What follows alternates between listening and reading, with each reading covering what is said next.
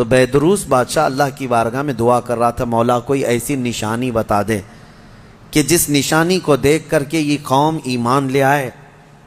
تو اس بادشاہ کی دعا پر اصحاب کہف جو 300 سال سے سو رہے تھے، اللہ نے ان کو دوبارہ اٹھایا۔ وہ اٹھے، انہوں نے آپس میں ایک دوسرے کو سوال کیا کہ ہم کتنے دن کب سے یہاں سو رہے ہیں؟ کسی ساتھی نے کہا صبح آئے تھے، دوپہر ہو گئی ہے۔ کسی نے کہا نہیں تھوڑا زیادہ سو لیے۔ بعد میں پھر انہوں نے اپنی نشانیاں دیکھی، ناخن بہت بڑے، بال الگ سے دکھ رہے ہیں۔ انہوں نے کہا کچھ تو معاملہ ہے، اللہ بہتر جانتا ہے ہم کتنے دن یہاں ٹھہرے رہے۔ ایمان والے تھے۔ ان ساتھیوں نے ایک اپنے ساتھی کو پیسے دے کر کے بازار بھیجا کہ بھوک بہت لگی ہے، کھانا لے آؤ۔ دیکھیں اللہ دوبارہ زندہ کر رہا ہے تو کھانے کی بھوک بھی ہے، انہیں بھیجا اور اس کو یہ کہہ کر کے بھیجا کہ خبردار کوئی بھی تمہارے اوپر نظر نہ ڈالے، بادشاہ کی پولیس، کہ اگر وہ بادشاہ کو پتہ چل گیا تو ہم سب کو گرفتار کر لے گا۔ وہ 300 سال پہلے کی بات بول رہے ہیں۔ اس اپنے ساتھی کو بھیجا اور وہ چھپتے چھپتے شہر میں آیا اور کھانا لیا۔ کھانا لے کر کے اس نے پیسے دیا تو دکان والے نے دیکھا پیسے یہ کون سے؟ 300 سال پہلے کے پیسے۔ ظاہر سی بات ہے حکومتیں بدلتی ہیں، سکے بدل جاتے ہیں۔ اس کی تو سب سے بہترین مثال ہمارے زمانے میں دیکھ لیا۔ آپ لوگوں کو تو یہ سب سمجھانے کی ضرورت نہیں، پرانی 500 کی نوٹ کہاں ہیں، 1000 کی نوٹ کہاں ہیں۔ حکومتیں جب چاہیں ڈی مونیٹائزیشن کرتی رہتی ہیں۔ بہرحال تو وہ سکے جو ہے دیکھ کر کے دکان والے نے پوچھا اچھا وہ چاندی اور سونے کے ہوا کرتے تھے؟ پوچھا کہ یہ تمہارے ہاتھ کہاں سے آئے؟ کہا یہ میرے اپنے پیسے ہیں۔ دکان والا امانت دار تھا، اس نے دکان میں کھڑا کیا اور جا کے پولیس کو خبر کر دیا۔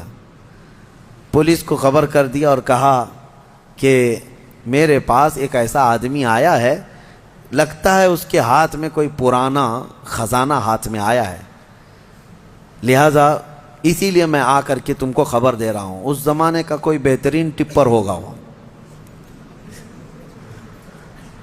جا کر کے پولیس کو پہلے سے ٹپ دے دیا۔ ہیں بہت سارے لوگ، اور مجھے تو افسوس اس بات کا ہوتا ہے کہ ہم پر یہ بلیم بھی کرتے ہیں کچھ بڑے لوگ کہ آپ کے محلے ٹپروں سے بھرے ہوئے ہیں، یعنی پولیس کو کہ مخبر جاسوس مسلمان محلوں میں بہت بھرے ہوئے ہیں۔ یہ سب دوسرے لوگ ہم سے کہتے بھی ہیں، خاص کئی لوگ اسی کام میں صبح و شام کر رہے ہیں۔ اب تو لوگوں کو شرم بھی نہیں آتی، فخر سے کالر چوڑا کر کے بولتے ہیں ہاں ٹپ دیتے ہیں، جاسوسی کرتے ہیں۔ کس کی؟ مسلمانوں کی۔ اللہ انہیں ہدایت عطا فرمائے۔ تو وہ بیچارہ دکان والا پولیس کو جو جا کر کے خبر کر دیا، پولیس پوری آ گئی بادشاہ کی، لیکن کون سے؟ اب کے بادشاہ کی، بیدروس کی۔ یہ اصحاب کہف میں سے جو لے کے کھانا لینے آئے تھے ان کو پکڑ لیا، کہا کہ تمہارے پاس یہ پیسے کہاں سے آئے؟ کہا یہ میرے اپنے پیسے ہیں، میرے اور بھی ساتھی وہاں انتظار کر رہے ہیں۔ بادشاہ کے سامنے لے کر کے حاضری پیشی کر دی پولیس نے۔ بادشاہ نے پوچھا یہ کیا ہے، کہاں سے آئے ہو؟ انہوں نے اپنا واقعہ بتایا۔ اس کرسی پر آپ تو نہیں، کوئی اور تھا، یہاں ہم جب گئے تھے کوئی اور تھا، اب آپ آئے ہمیں معلوم نہیں ہے، ہم یہاں سے اپنا ایمان بچا کر گئے تھے، ہم سوئے غار میں اور بھوک لگی تو کھانے کے لیے آئے۔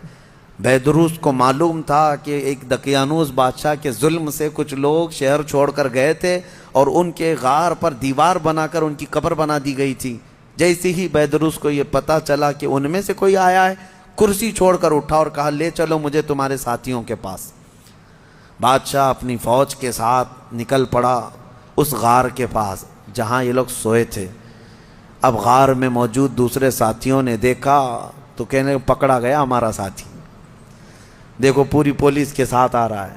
لیکن جب بادشاہ آیا دیکھا ان اصحاب کہف کو، دیوار پر ان کی پوری تاریخ بھی موجود ہے اور یہ زندہ سلامت بیٹھے ہوئے ہیں۔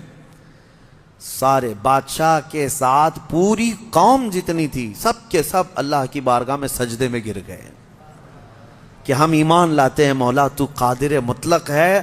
300 سال کی نیند کے بعد کسی بھی انسان کو جب اٹھا سکتا ہے تو مرے ہوئے راکھ میں گئے ہوئے انسان کو بھی اٹھانے پر اللہ تو قدرت رکھتا ہے۔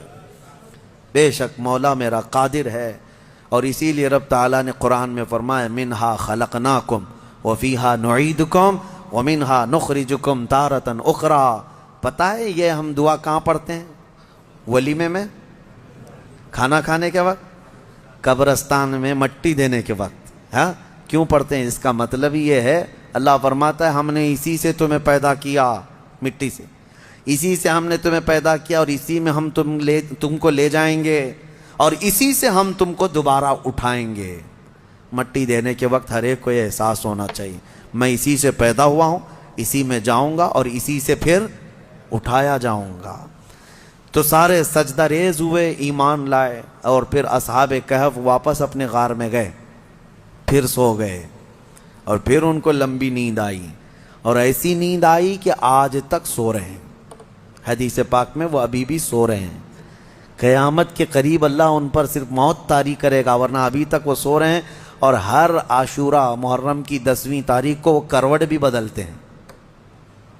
اصحاب کہف آج بھی سو رہے ہیں اپنے غار میں. اور قرآن میں اللہ نے فرمایا ان کے غار کو اللہ نے ایسا رکھا ہے کہ سورج بھی ان کے غار کے اوپر سے نہیں جاتا، سورج کی تیز روشنیاں ان کے اوپر نہیں آتی. وہ غار اوپر سے چھپا ہوا نہیں ہے، وہ کھلے میدان میں سوئے ہیں.